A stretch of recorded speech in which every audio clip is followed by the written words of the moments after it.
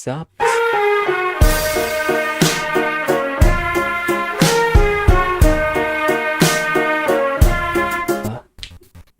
Sup? It is 4:22 in the morning, and I am talking to a camera. This just talks volumes about my sleep schedule right now. But I'm in the process of fixing it. That's actually why I'm awake right now. So I realized that the only way I can actually fix my sleep schedule, it's the only way I can go to bed at 10 and wake up at 7 or whatever, is if I just, because it's not about sleeping at 10. I can sleep at 10. The problem is I'm gonna wake up at 1, and then I'm not gonna sleep till 5, and then it's just gonna be bad. So currently my strategy is today I'm gonna stay up all night, and then I won't sleep in the morning, and then I'll sleep directly at night.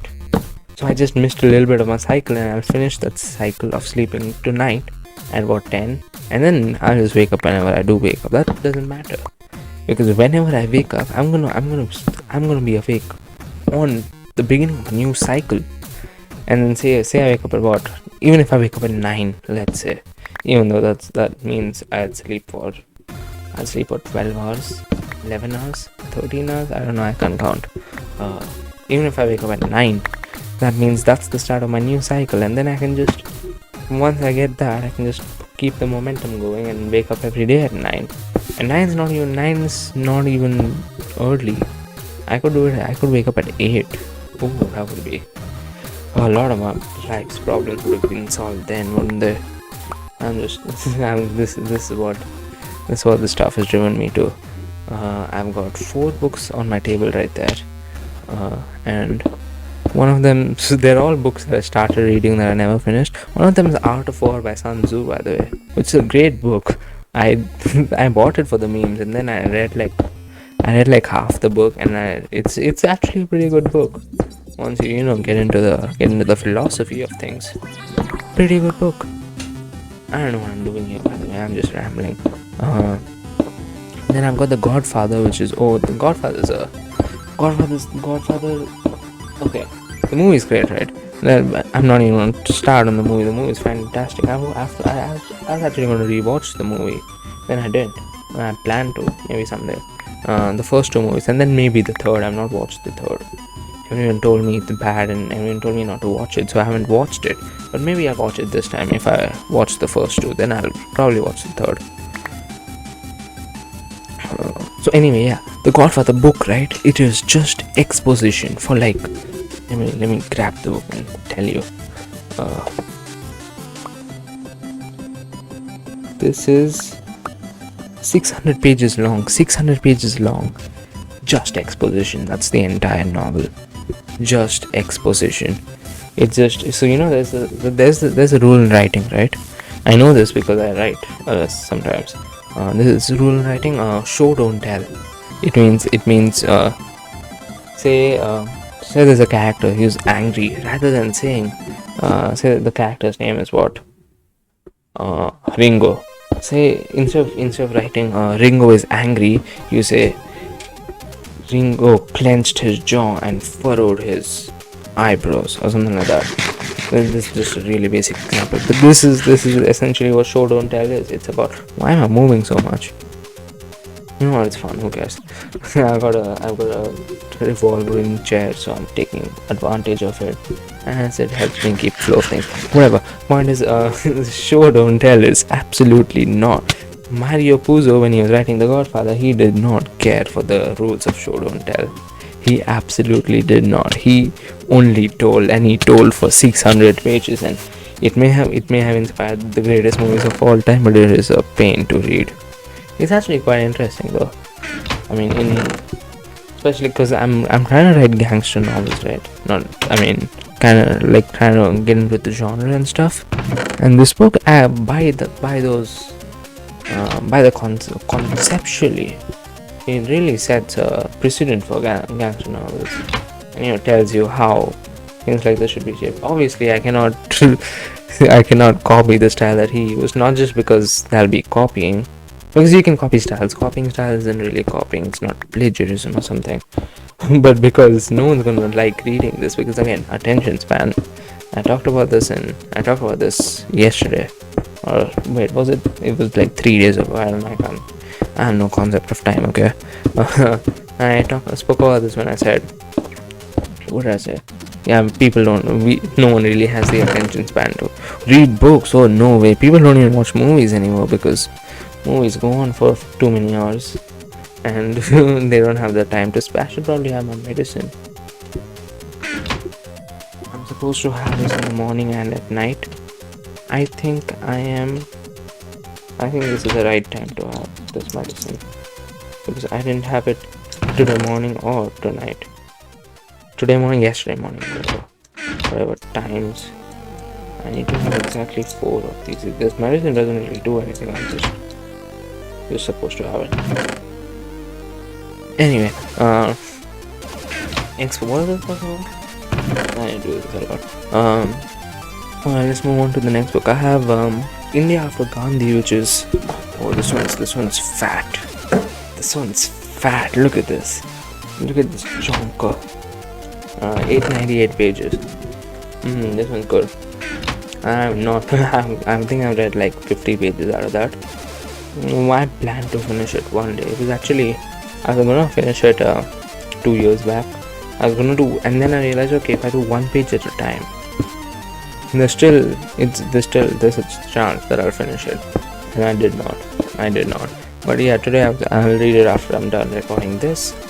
At least, because I want to know history and stuff. Like, history is one of those things I'm interested in. This is just all the history that I care about. At least in the last 1950s, so last 70 years.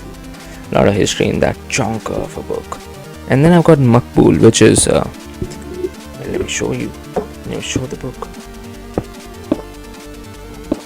This is Makbul. My camera's sorry, Mike. My camera's mirrored, so you guys probably didn't see that well. But Makbul's what's this guy's name?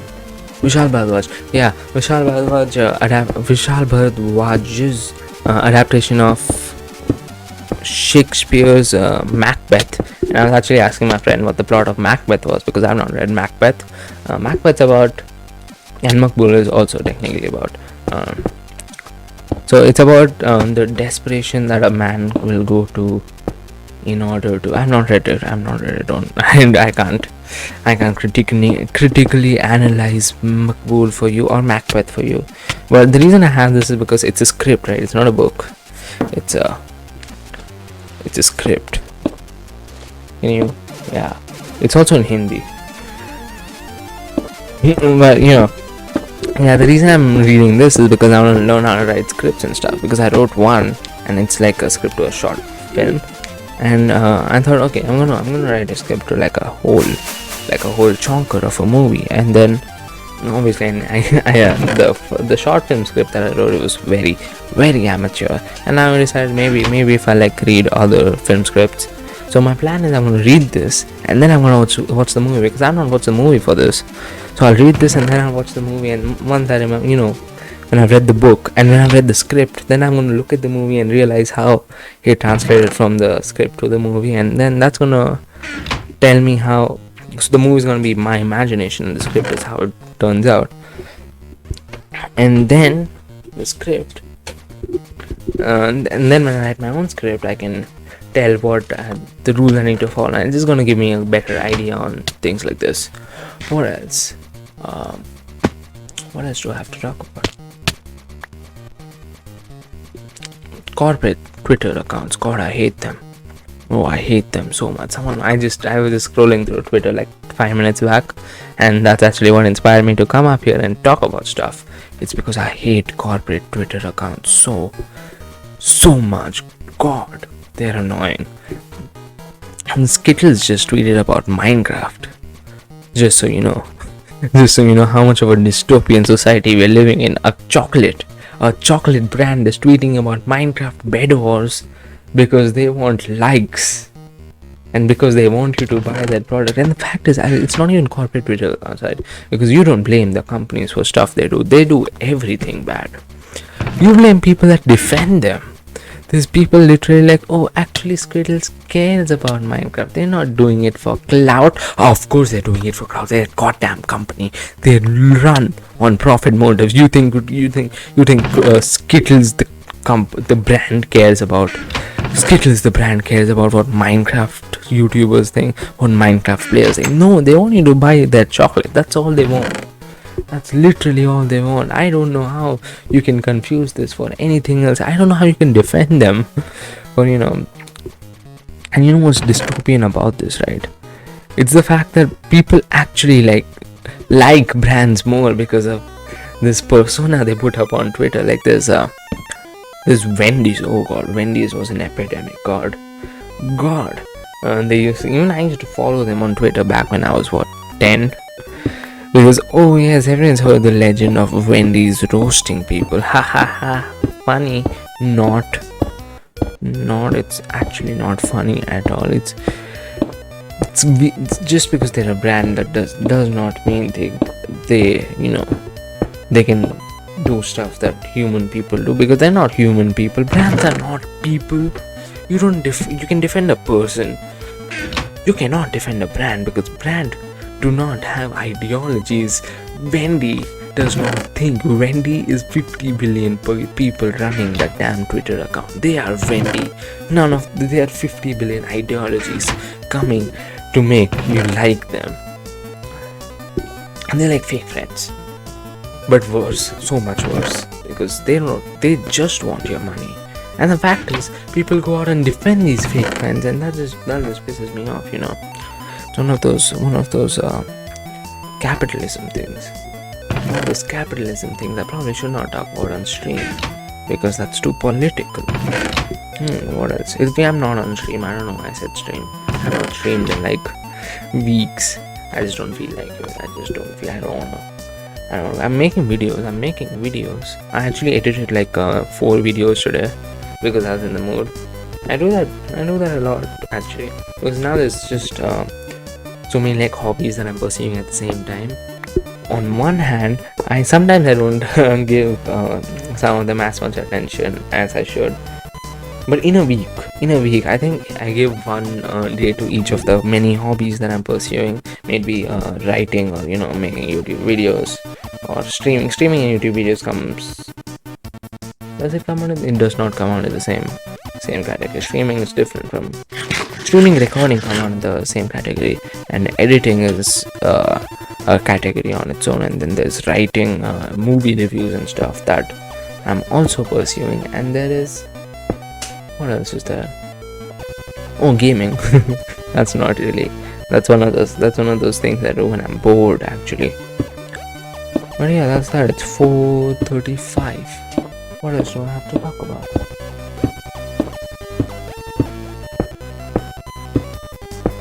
Oh god, yesterday. Yes, not yesterday. I keep saying yesterday. It was 3 days ago when I just sat and recorded Call of Duty commentaries for a whole hour.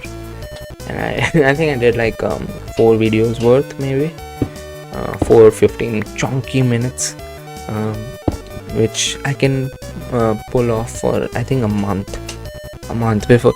Because the problem is, and I think I spoke about this on those videos too, the problem is that I keep these Call of Duty commentaries, not commentaries, but gameplays recorded over long periods of time.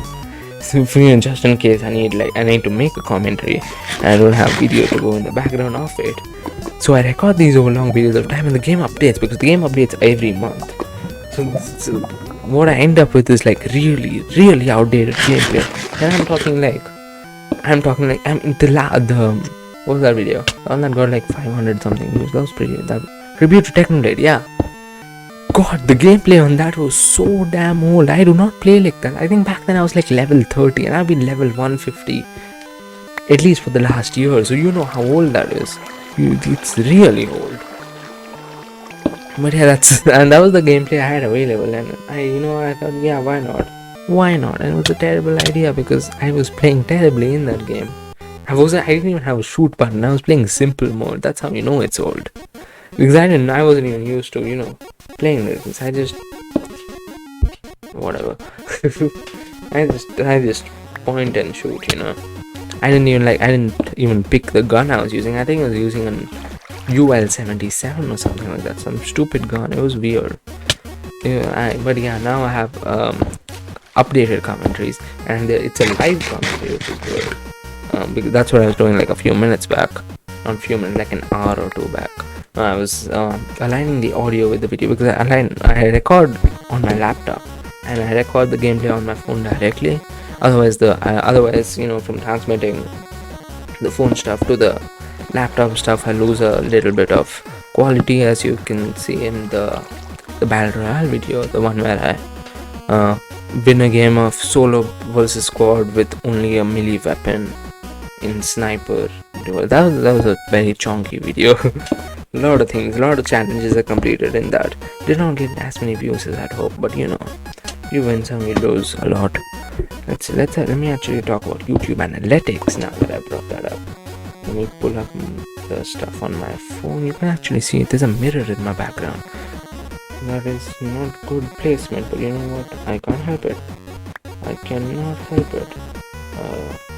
8-bit jazz. I play that in my videos. The 8-bit jazz is the best kind of jazz. Last video got 15 views. The one before that got 126, which is pretty surprising considering it was like it was nothing in my niche. It's nothing I've done before, but it got its views. So you know, I'm not complaining. It got no likes, but I'm guessing it's because of the YouTube Shorts feature. I think that's what gave it the views it did. The taxi driver video got 28 views, which is bad.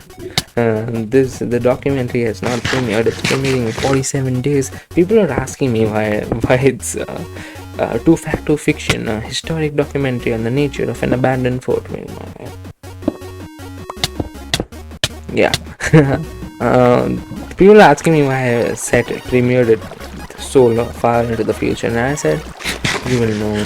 You know when it's out, and you'll know when it's out. You'll know why it's set on that specific date.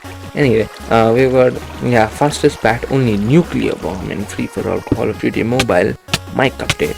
And this another one of those chunky titles that normally they get the clicks. This time they did not. I like what I have with my thumbnails actually. You know, the red border thing. I think that's going pretty well. Not getting the clicks I wanted, but you know, it's going pretty well. I'm not getting that many views, but you know what? I don't really mind as much as I did mind a lot when this Call of Duty Mobile Solo vs Squad Sniper Challenge in Battle Royale, but without guns gameplay did not get views because the title is perfect. The thumbnail is really good, and it has like 19 views right now, 2 weeks after it came out. So you know, it didn't do well. It did not do that pissed me off a little bit. Now my last video got 15 views. I don't care as much. You win some, you lose some, you know. Even if you lose a lot, because for the longest time, and I think this is where YouTubers mess up, right? They're playing for the short game. They're playing for, oh, I want to get 500 subs by this week. That's not how it works. That's not at all how it works. I mean, I knew a guy that like got 100 subs in a week, and where did he get him? Nowhere, because he didn't get 100 subs in them. He didn't get to 200 subs in the next week. He got to 105 and he realized, oh no, my channel is dead, and he deleted all his videos and he quit YouTube, because that's what happens, right? That's what happens all the time. You get a little bit of positive reinforcement in the beginning, then you lose that positive reinforcement, and suddenly you know you're not motivated to do YouTube anymore. That's not how this works. That's not how it's supposed to be. It's supposed to be, because ultimately, if you're not playing for the long game, you're not playing at all.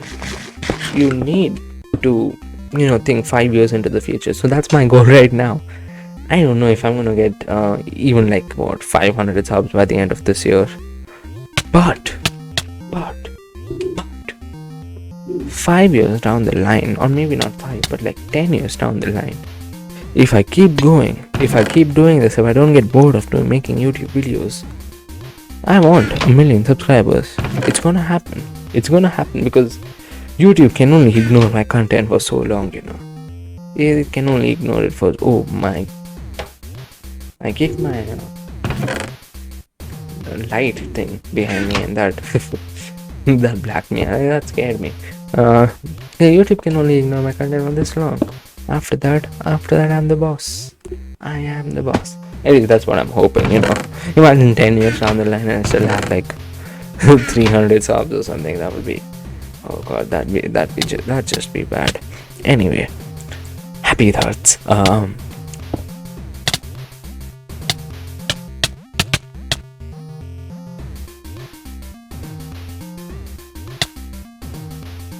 That's not the point. That's not the point. I don't know why I keep distracting. It's 5 o'clock and I'm starting to feel sleepy. This may not have been a good idea. It's 5:10, by the way. Not a good idea. But I've still got books to read. I can just switch on the light and I'll feel a lot less sleepy, a little more awake. Who knows? Who knows? Losing my voice here a little bit, if you can't tell. Yeah, that's it. I don't know if anyone's listening. If you are, bye.